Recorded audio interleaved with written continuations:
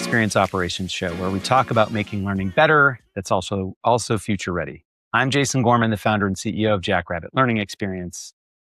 I am recording this at the beginning of 2026, and it feels like right now we're in the middle of an enormous pivot for learning professionals. I hate to say this a little bit, but it's been 25 years since I earned my master's degree in instructional design. And looking back, I'd say that maybe 2/3 of what I've learned no longer applies to what I actually do today. I mean, some things have held up, like educational research or some of the relational things that we do in our jobs, how we talk to other people. But almost everything related to the day-to-day design and development has just gone through major revisions more than once. I don't know, we're on V3 or 4 at this point. And of course, the latest shift over the past couple of years has brought a different level of uncertainty. And of course, I'm talking about AI. And I know over the last couple of years from these conversations and private conversations that I've been having with people is that we have all been asking, what does the future look like for learning professionals, for instructional designers? What will our work look like? And what does AI really mean for our work? And as I have gotten going this year in 2026, my focus has really been less about the AI and more about getting grounded in my own fundamentals, the fundamentals of what makes this work good when it's good, getting clear on what we do well, and then being thoughtful and creative about where AI might fit. And I think this also means cycling intentionally between innovation, thinking about what could be, and optimization, taking what's already working and making it better.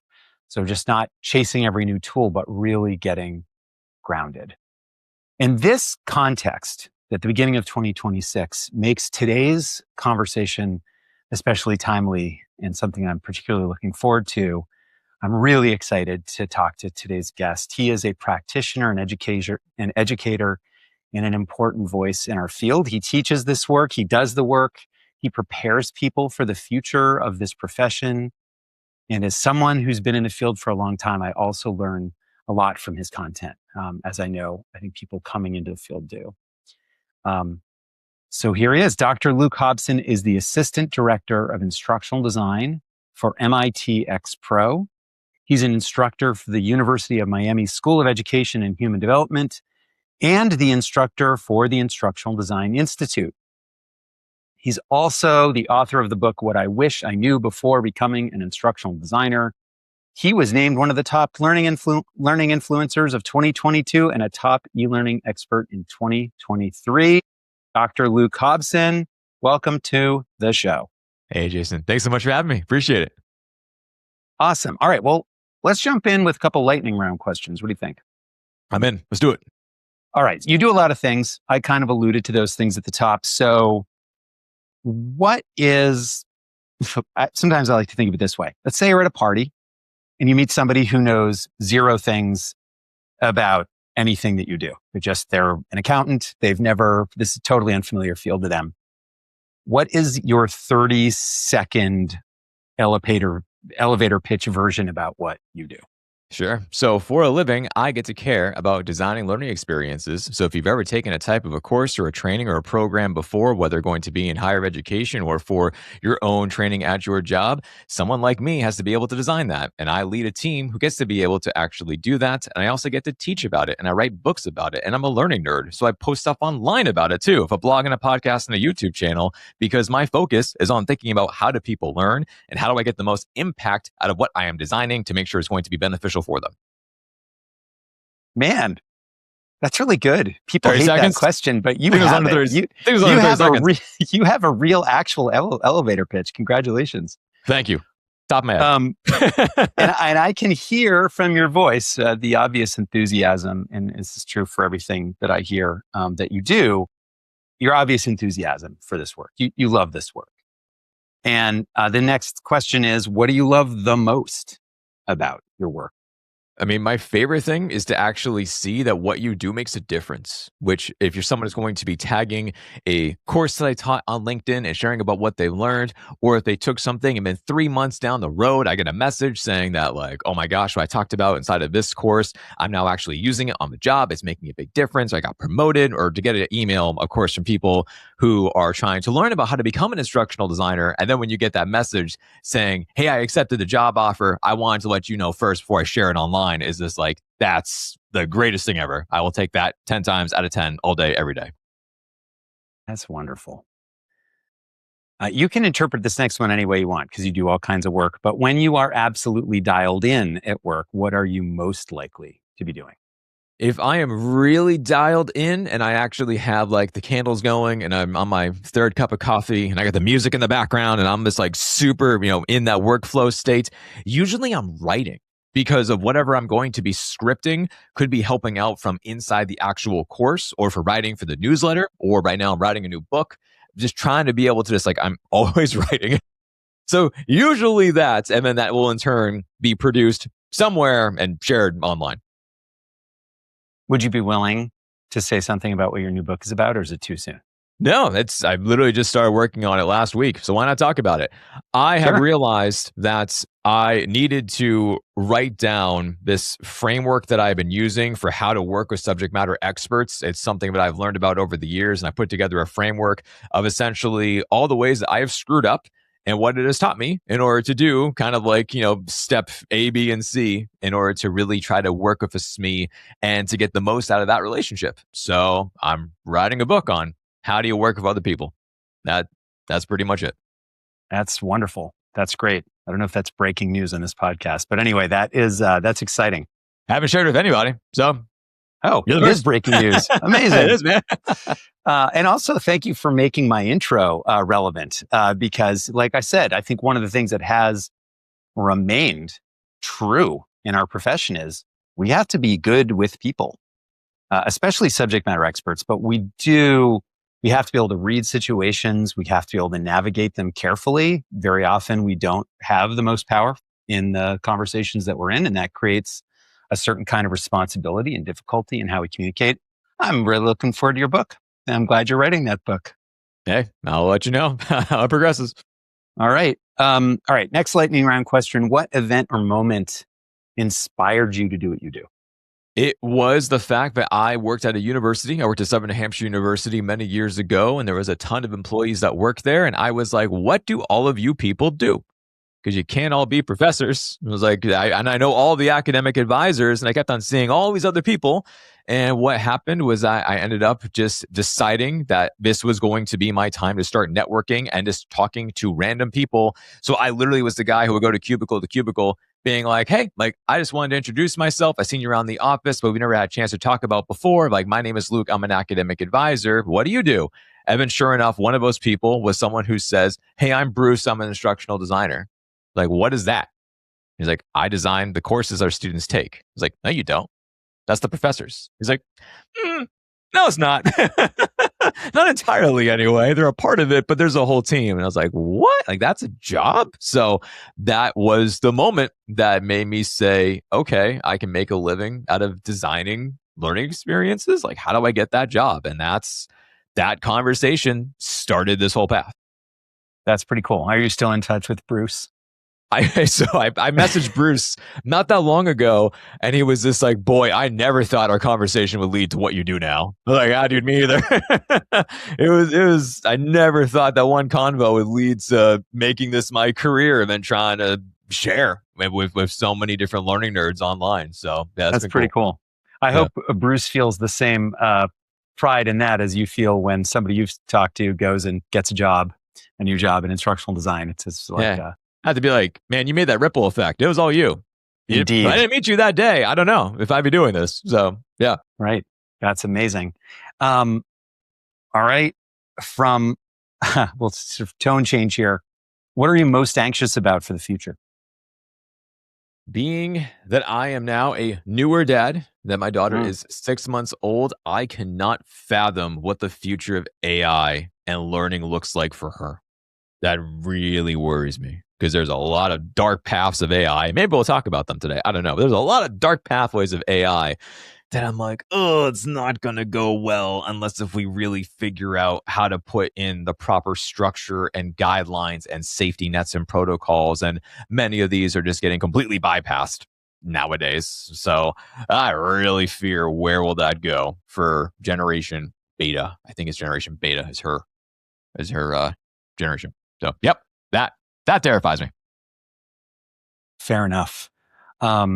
All right, last lightning round question. What's a skill you're trying to pick up right now? I want to learn Muay Thai.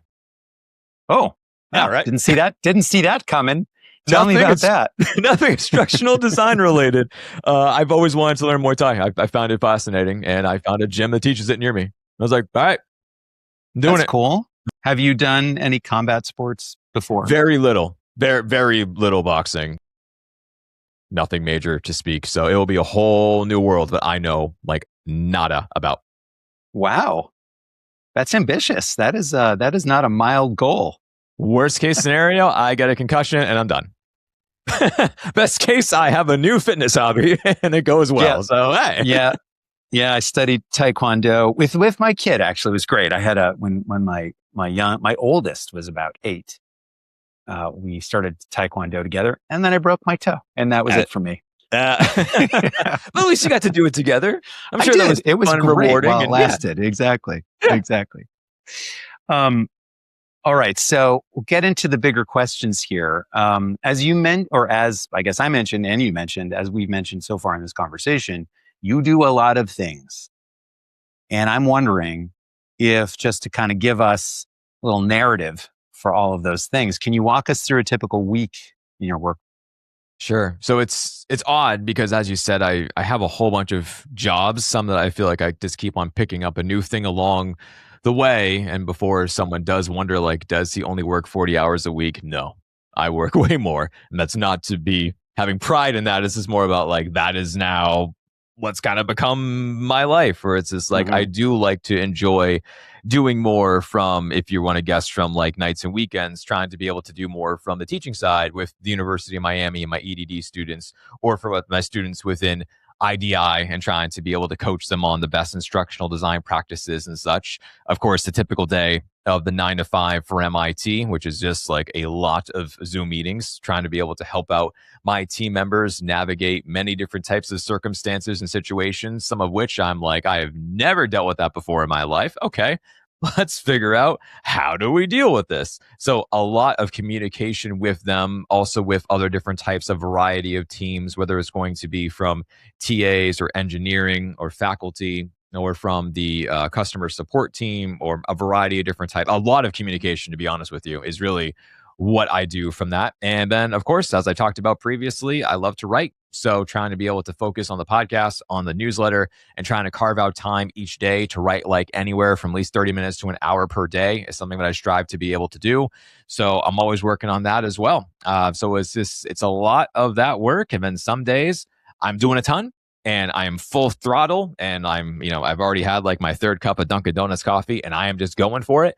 And then other days, I'm not. I don't have it. It's not there. I'll have like a severe migraine, and I'm like, I am basically dead to the world. I will try to be there, but I'm just, it's not there. So it kind of has like ebbs and flows, where some days I am incredibly busy, and other days maybe not as much. But that's a usual 9 to 5 of what I do, ish, relatively speaking.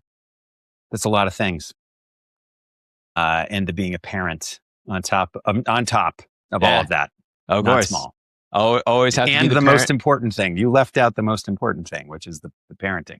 Parenting, got to be a good husband. Got to be a good husband. got to have both of those. Absolutely. Things. Priorities, man. That's 100%. Always that. 100%. So you mentioned Bruce and your conversation with Bruce. And I'm kind of curious to go from there. Maybe this is a good place to start with this question. The question is, what ignited your interest and passion in this work? I mean, what was it in that conversation with Bruce, and whatever happened after that made you realize, okay, this is the direction? I mean, to be honest, it was taking so many online courses that were awful and figuring out, how do I make them better?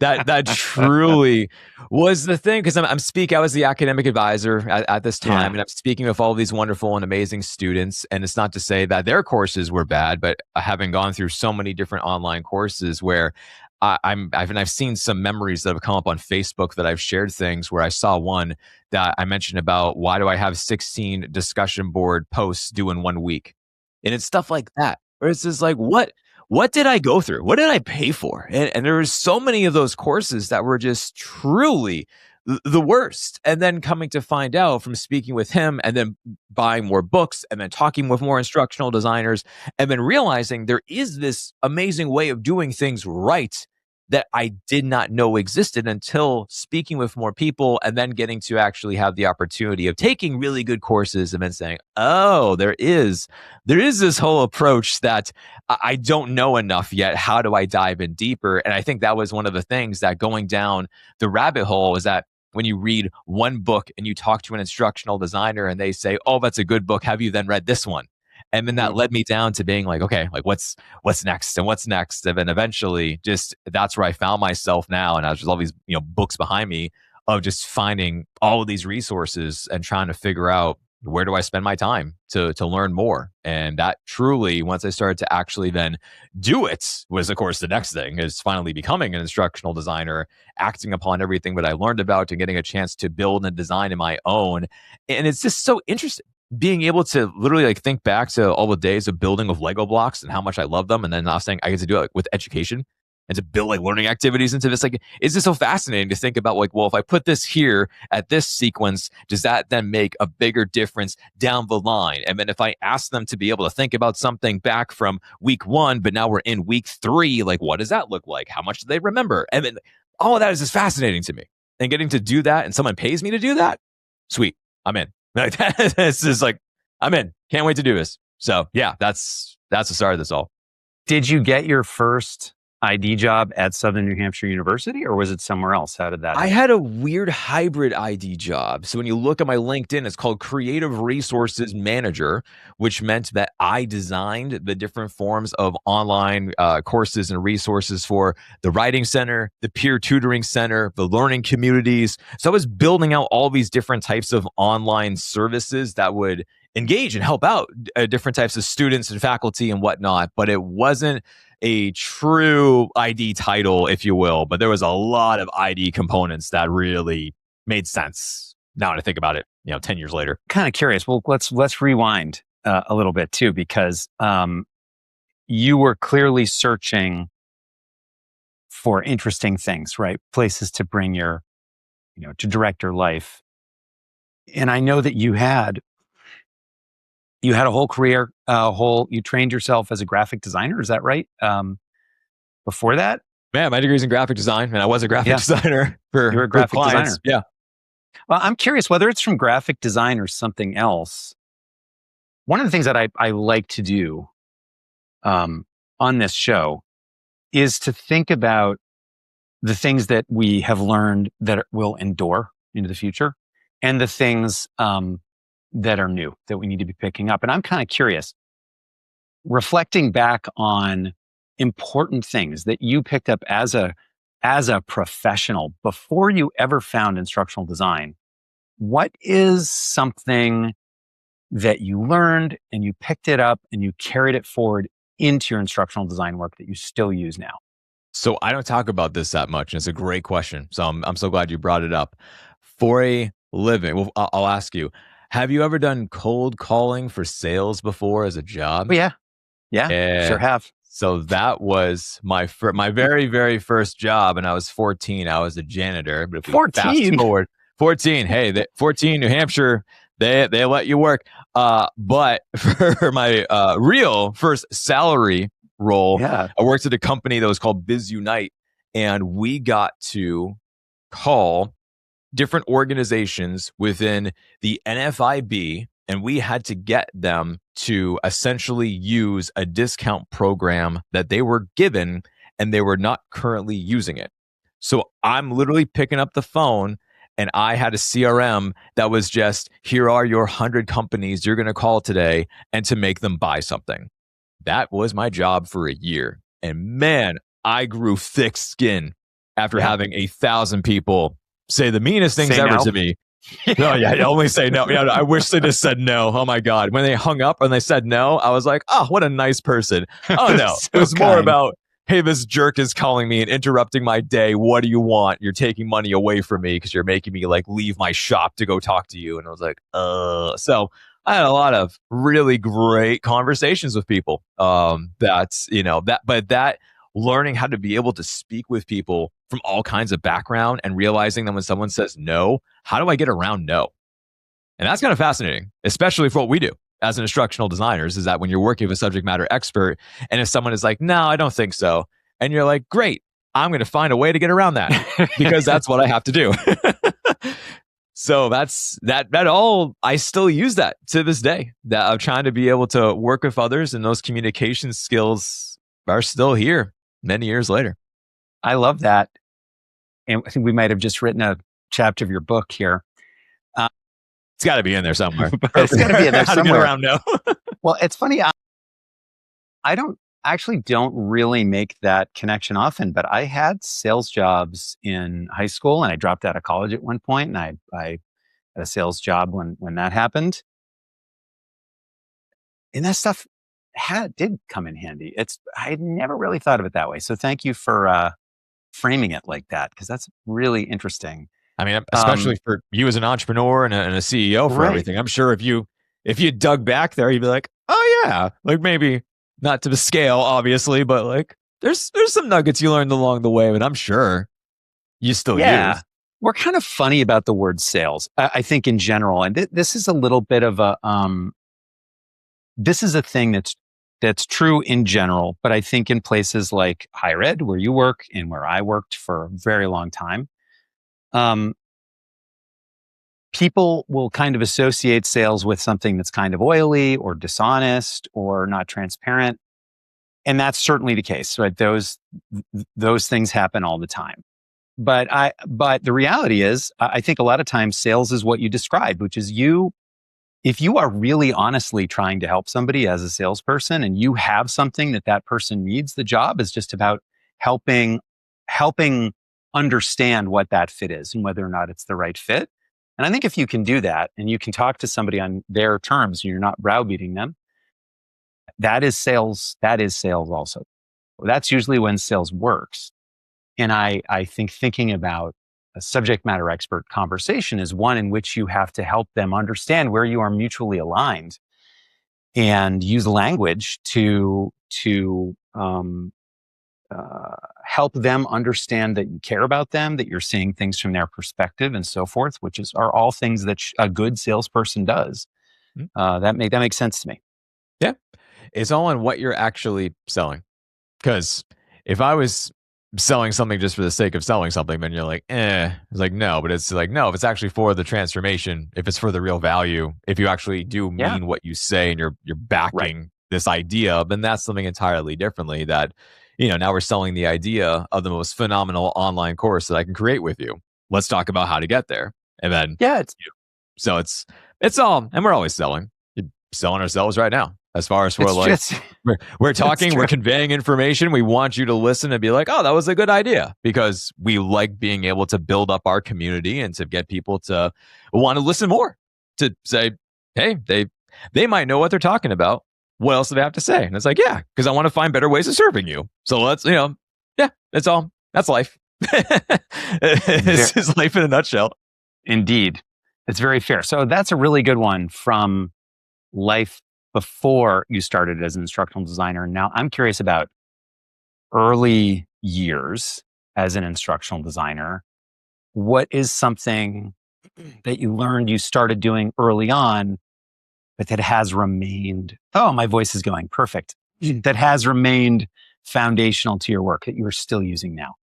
So the first book that I ever read was on universal design for learning. And at the time, that seems like I wasn't too sure about this kind of a topic. And I know now that some people have different feelings around UDL for, more about like the scientific purposes of it all and blah, blah, blah. But it's like, at the end of the day, if I can try to be able to design a learning experience that's going to meet the needs of all people, like, how do I actually do that? That's really hard. I'm trying to be able to think about it. And I've designed different types of learning experiences for literally all people, from trying to be able to create programs that serve veterans of the military is completely different compared to me designing different types of courses for traditional 18-year-olds who are going to college. It's a completely different feel. And that skill set of knowing how to be able to channel that and to be able to focus on, okay, I'm going to be designing this for military folks, potentially what could cause like PTSD for something, but I don't know what I'm talking about. And I think a word's fine. And then it's like, nope. So I need to be able to have like a SME who is a veteran who can review to say, yes, this makes sense. Or even from trying to be able to understand the jargon of things. I mean, that was one thing where I have not served before. So I don't know the jargon, where I'm like, would you say it like this? Especially drafting up scenario problems. And I'm like, would you say it like this? And they're like, no, we would never say it like that. I was like, well, help me, man. Like I'm kind of there, but I need your input to be able to make this sound authentic, review it with me, and teach me about how to make it seem more like it's coming from the right type of place. So all of that is still in play. And that was the very first thing that I learned about. And then now it's something that I always think about, is that whenever I'm designing an experience, I think of my audience first. And when I think about how do I make sure it's going to be impactful and meaningful and relevant for them, and I don't just think about it from my perspective or the faculties or the institutions, but more about it from, if someone's taking this, what are they really getting out of it? And that's never left me. It's always felt like one of the great pleasures of instructional design work is the opportunity to learn about things that probably we would have never learned anything about, or what we learned would be relatively superficial. Not only that, in the process of learning, we have access to a true expert. I mean, this is amazing. I've found myself learning new topics from people who are the best in the world, or one of the best in the world, many, many times. And it has become an incredible feature of my life that I'm just so grateful to have. So I appreciate you kind of pointing that out. And speaking of your audience, for the content that you create, when you are out talking to people, when I'm reading your posts on LinkedIn or I'm listening to your podcast, I do hear you talking to people who are coming in or who are newer to the field, that often you're kind of answering questions for folks who are curious about this world. And I would imagine that you have always, but now people are asking you advice about the future. People aren't dummies. They know what's happening. They see what's happening with technology. They see what's happening with the job market and other things that are going on in our field. And I am curious, if a new person who wants to come into instructional design asks you, what advice do you have for me as I'm starting out? What do you tell people these days? Well, the first thing I say is, how much time do you have? Because then we go into everything. But when I think about it, man, the very first thing that I would say, regardless of where you're currently coming from, is to dig the well before you're thirsty. You have to build up that network first. That is absolutely key before doing anything else. There is, of course, always the chance that you might be able to apply to land your dream job at a place and not know anybody. That does happen. That's how I got at MIT.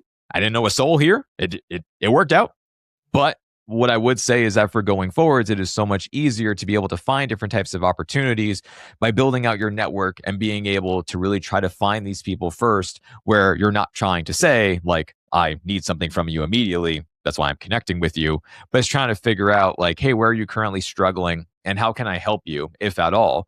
And sometimes it's just going to be, no, I'm all set. I don't need anything. But other times you might actually find a project here or there that can give you a sneak peek around perhaps what this field is entirely all about. And either way, just having a 15-minute conversation with somebody, many people are giving like that, and they will do a 15-minute Zoom call with you. And that has been something that when you have that real incredible network, even to this day, I still tap into my network that maybe I haven't talked to somebody in 3 or 4 or 5 years, but if I do say hi, it's not weird. It's not strange. It's just like, oh, yeah, I can pick up the phone and call a friend. That's totally fine to be able to do. So focusing on the network piece is going to be one. From there, trying to figure out more about what you have already done in the past and what you can actually use to then design that into a type of a portfolio. Those are required now, in my opinion. Before, I was kind of like, they're like a nice to have, and nope, that's gone. You have to have one now. There are so many people who are entering into the space and need to be able to have something that is a demonstration of your work is really going to be key to trying to be able to get you to float on top over the other applicants. And that's already something that you're going to be doing that already does have a type of a head start for you from that type of perspective. And of course, what are you currently doing right now to upskill and to get better? Mm-hmm. Whether you're going to be reading books or listening to podcasts or trying to be able to do more from watching videos on YouTube or following a lot of people's posts on LinkedIn or whatever it is, trying to be able to take in this information and to also just write things down along the way and to not just kind of forget about everything. There is so much of our field which is actually based all around learning and learning sciences that we really don't use as a society, and trying to be able to capitalize on that and to talk about it and to give you more information to then be able to use and to share during your interview process is really going to be helpful. So trying to start off with those three things, and then of course you can do more from different types of perspectives around education, certificates, professional development, and things like that. But really, it's to try to be able to do some of these things early on to give you a head start. And then before you spend your hard earned money, these are like what I want you to do first. It's terrific. I'm going to ask the same question, except let's say the person is 7 years into their career. And they say, what do you think's coming for us? What should I be thinking about as a mid-career professional? Sure. And say to that person. So I'd say, and I'd approach it in a couple of different ways. If you're asking about it from a career advice perspective, I would be asking you around, do you want to stay as an individual contributor? Do you want to move into leadership? Do you want to do something adjacent? What exactly do you want to be able to do? Depending upon that answer, that's really going to give me a different type of a starting point to be able to help out folks, because leadership is so much different compared to being an individual contributor, especially for instructional designers. And I've been talking about that more lately with folks who want to now move into management. And maybe they never thought about that before, but it seems like the next logical step for everything. So that will never also go away. You're always going to have a leader of a team who's trying to be able to coach and to guide and to make their team actually grow and all that sort. Like that cannot get replaced, by the way. So, of course, then when you were talking about people, which I'm assuming with your question too, is that everyone, of course, is like AI. And you're like, yes, but also let's talk about this in different types of circumstances because it's what we're currently talking about now. But I know that any seasoned veteran will also tell you too that we have been introduced to something every single year that's going to revolutionize our field. And then maybe it actually does, or maybe it does not. Thinking about it from the metaverse, which is what all we were talking about previously, to, of course, emergency learning, remote learning, high flex learning, the emergency, it basically was like an emergency learning, if you will, but then thinking about it from the flipped classroom perspective, competency-based education, there's a number of things we're always introduced to that are great, but place and time, circumstances, and things of that nature. If you do want to be able to think about more of like future proofing your career and trying to be able to think about what is going to be coming next, there are so many folks who truly haven't dabbled with AI to the extent that you think. And I know on LinkedIn, everyone, of course, makes it seem like they're all incredible experts at AI because that's what generates attention. But it's like AI has been around for a long time. Let me be clear about that. But the usage of Gen AI in our field has not been around that long. So whenever someone is just like, I know everything about AI, I'm like, I don't believe you, because you learn something new every day. And it's just from experimenting and trying to figure out what works and what doesn't. So trying to just have a sense around that. And that way, if people within your organization actually sees you as the leader who is trying to be able to talk more about it from this AI perspective, whether going to be making impact, whether helping from analysis or from evaluation, whether from video generation or from voice translations or from image generation or from creating a simulation, whatever it is, having more of that knowledge and then being able to articulate about it and to speak about it is incredibly helpful, that many people haven't done. And organizations are seeking out those people to say, what can we do? Where can we go? And if you become that beacon of hope, if you will, that's going to be making it even better for you in the long run of things. So that's a mouthful of where we're at and what I would give to someone who's been doing this for 7 years. Well, let me just actually, this is, you kind of got into the territory of the next thing that I wanted to ask, which Oh, is great. for somebody who is just right, they're just in a job, right? They're working as an instructional designer, or they're a learning professional somewhere in, doing this or similar work. From your perspective, from all the people that you talk, from your own work, what do you think are one of, or what are some of the most common challenges that people who are doing our work are facing right now? So if somebody's looking to grow, what are the challenges to that growth, or what are practical challenges at work? Sure. I mean, there's plenty, and some of the things that you wouldn't even think about, as far as just someone like unexpectedly quitting on a project, getting your budget slashed, having your timeline accelerated. Truly, what to be able to work on and to get better at is project management. It's it will never go away. It's always something that we do, especially with designing learning experiences. The better you can get at project management and at people management, aka working with SMEs, trying to be able to influence without power, trying to be able to be seen as that go-to person within your organization. That's what you should be working on. And that's never going to go away. Someone always needs to be the one who is spearheading the charge. Someone has to be the one to make sure that you're talking with SME off of a cliff when they're panicking and they don't know what to do and they're freaking out, and you're like, oh, let me help you with that.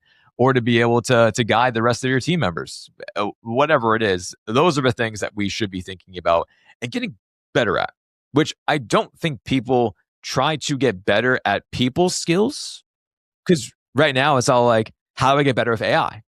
Like, sure, we can talk about that, but also it's still not clearly impacting the way that organizations are making it out to be.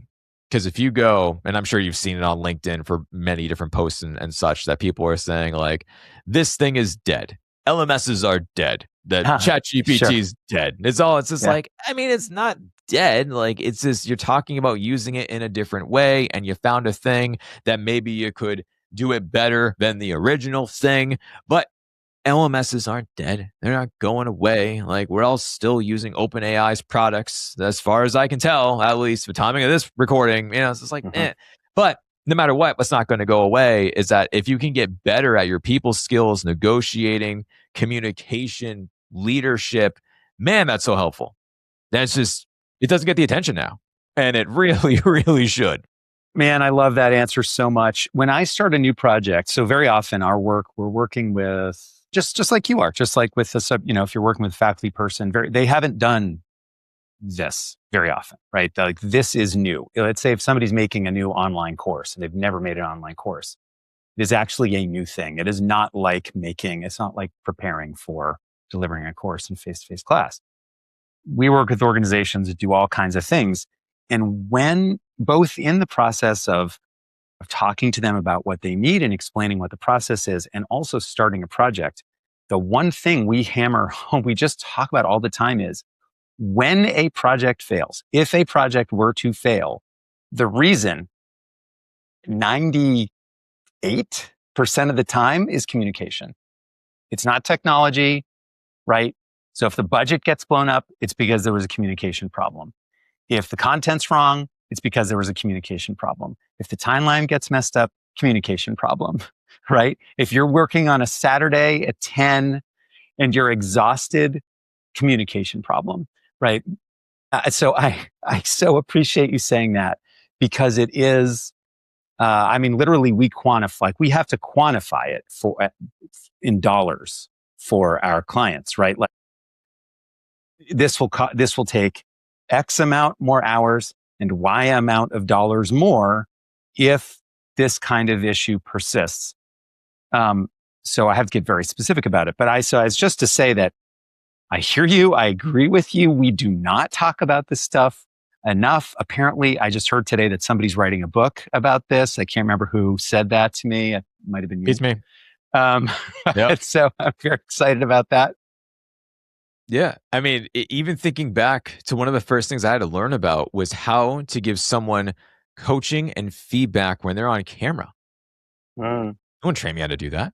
yeah. But here I am in the filming studio with the faculty member, and he's looking at me and he does a take and he's like, "How was that?" And in my head, I'm like, "Not very good." But of course, out loud, I was like, "Hey, you did great." And then, he keeps on recording it. And then like he looks at me afterwards and he's just like, "Yeah, you're not really telling me the truth, are you?" And I was like, I was like, actually, like, what if we use a hook for this video? What if we ended it like this? What if we said that, and then all the creativity starts to be able to come out. But knowing how to give coaching and feedback to someone, and of course, for anyone who is an ID like me, like I'm an instructional designer working at this massive institution where I'm trying to be able to coach a tenured faculty member who's been here for 30 years. Yeah, it's weird for me on the thinking of the hierarchy where I'm like, I'm way down here and this person's been here for a long time. But yeah, it's a bit strange to say, let me give you some advice because I know it will help and I can bring out the best of you. Like, let me work with you on this. And that's something that, man, I wish I knew about that early on. And then to be able to just do all these various things about, as you were saying, is a communication problem with everything. That the timeline's wrong. Well, we messed up the dates because it took too long, because we didn't communicate effectively, or because of it is never going to take you and to blow up your project because you drafted a scenario for too long of a time. Sure. That's never that's No, never the case as far as no, for that. So yeah, yeah, that's right. So just to kind of get into the weeds, I'm curious if somebody came to you and said, I am having a hard time getting on the same page or getting the attention of the subject matter expert that I'm working with. I just feel like we're not on the same page. And it is scaring me because I am worried about my timeline now. I am worried about the deadlines. Um, well, how would you start to coach that person? sure. At first, it's just a simple three things. Tell me more. I want to hear more. So it's, you're not on the same page of person. Tell me more. Why? Why do you feel that way? Well, I feel that way because when I ask this, they seem to dismiss my question, and instead they guide the conversation towards this way. Okay, why do you think that they're doing that? Well, it's because they really want to be able to talk about their video because they know that they have to get this done in this period of time. Okay, you would probably feel that same way too. If you feel like that's going to be the looming deadline over your shoulders and that's currently all that you're focusing and thinking about, let's think about it from their perspective. How can we do a job of better supporting them to feel comfortable for that video session while at the same time then redirecting that and thinking about what also you need their approval on before you start working on this process? And it's just Mhm. thinking about different perspectives, which is something that is really hard to do, is taking yourself out of your shoes and then saying, okay, if I was this person and they have a really tight deadline, they're busy nonstop 24/7, and I'm expecting them to magically do something going into a filming session, what would I be thinking about? Like, oh yeah, I'd be super stressed. I don't have Yeah. time. I'm trying to be able to then wing it. And then I hope that not just thinking about it from that perspective of like, what are you going to talk about on camera, but then also just thinking about too of just like what's happening that day. Do I actually look good on camera? Did I pick out the right outfit? There's like all this little stuff as well. And if you can try to be able to reduce any of those frictions in what they're currently dealing with, it just makes it better, which goes back to your point about that clearer communication skills to say, could we help you with writing out a script for that day or for bullet points? Let's talk about what you should be wearing. Let's make sure you know exactly where the studio is and what time. Let's talk about the process. How does this actually look? It's more of that oversharing and try to make sure that they're feeling so comfortable that by the time you actually do get to work with them and you're really there face to face or Zoom to Zoom, screen to screen, whatever, you're not focusing on those other efforts and you're focusing on what matters. So it's a lot of that understanding and diving in and drilling more into that. And that's when you get to have that moment of clarity to say, oh, that's the real problem. It looks like this, but it's actually this other thing that they're worried about. And that's what's causing all these pain points.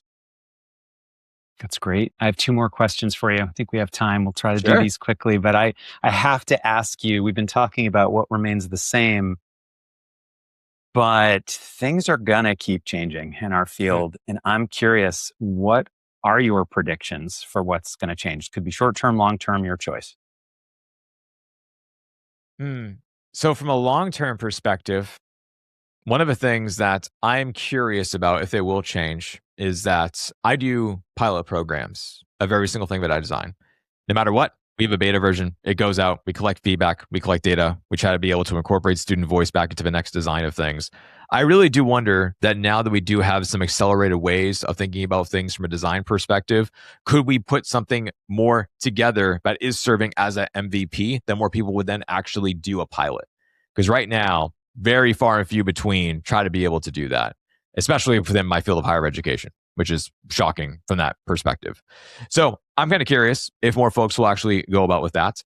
I'm curious if people will be thinking more along the lines of synthetic data, as far as for trying to be able to take an existing sample of data and then to be able to have AI then create more of a surplus of that data and then to be able to use that to inform your decision on what you're going to be doing, which oftentimes we don't have a large sample of data and we're trying to be able to say like, it's helpful, but it's only like 5 people who took this. Can I really use it? And then with thinking about trying to be able to use that form of a process to then say like, hey, AI, you're going to be expanding this from the 5 people and using the same information to then expand it to 500 with your best predictions. What does that look like? And then maybe that's going to inform your process from things. So trying to do more from that manipulation perspective around data and analysis, I'm really curious about as well, of how much will that actually change.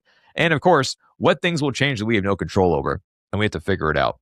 So, Sure. I mean, one of them, which is still mind boggling to me, is that YouTube has now just said it's going to just dub videos in whatever language, and you don't have a say. You just go, boom, I just want this video in Japanese, and it will start doing that. And you're like, okay, how does that work? And I kind of Wow. wonder more about that, especially within our field, is that we keep on having AI get embedded into different tools. And you're like, but I don't want it there. And the company's like, oh, too bad. And you're like, no, like, that's not where I want to help with things. And so I keep on seeing more and more of that in different types of authoring tools and LMSs and whatnot, is that they'll use an AI tool and maybe it's great and it's awesome, it's wonderful. Or maybe now it's like you have that issue. And I said this in a webinar the other day, that I feel like when I open up my desktop, I'm fighting Clippy on steroids, because every single thing I use now has AI and it won't let me just do it. I have to dismiss something and say like, no, no, no, don't do this for me. I want to do it myself. And it's certainly getting frustrating. So I bet we'll deal with that more in the future.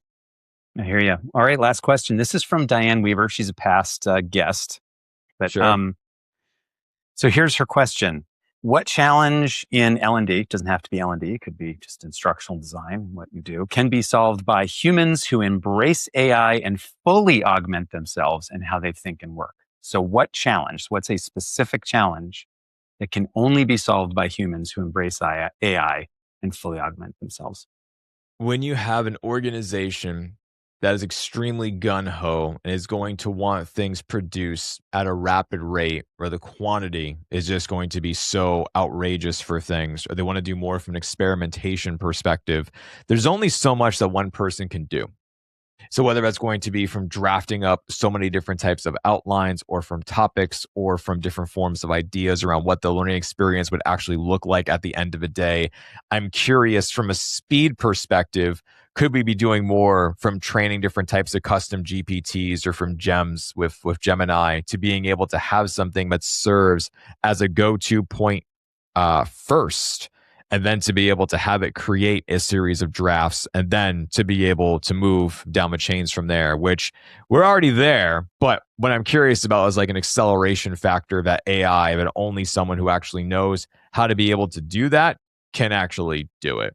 So we'll see. Speed to market is something that higher education is not good at. And when you look at the state of higher education, it's really interesting to see which different types of universities out there are offering these new forms of programs and courses and whatnot, especially about Gen AI, because of course they're like, we want to get it out faster. And I'm like, well, you're using AI to produce the AI thing faster.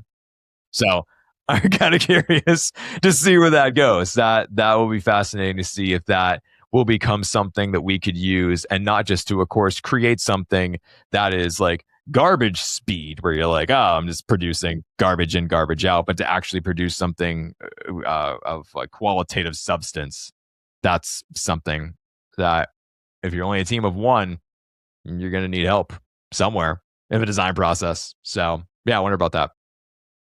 Thank you for coming on the podcast. This has been an amazing conversation.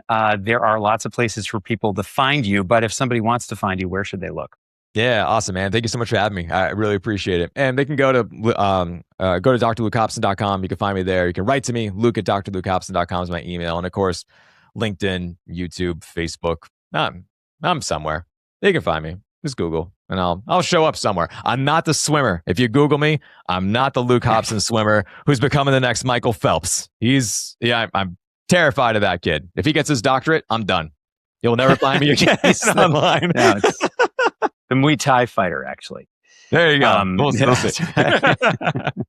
It has been great. Thank you so much again for coming on. Really appreciate it. Hey, my pleasure. Conversation. Thank you. Thank you for listening, and a huge thanks to our guest today. If you enjoyed this episode, please like, subscribe, and share it with your friends and colleagues. I'm Jason Gorman. I'm the founder and CEO of Jackrabbit Learning Experience, where we help organizations of all kinds make learning better through a clear, repeatable process that is future ready. If any of this resonates with you, just keep tuning in and please join the community we're building. I'm looking forward to seeing you.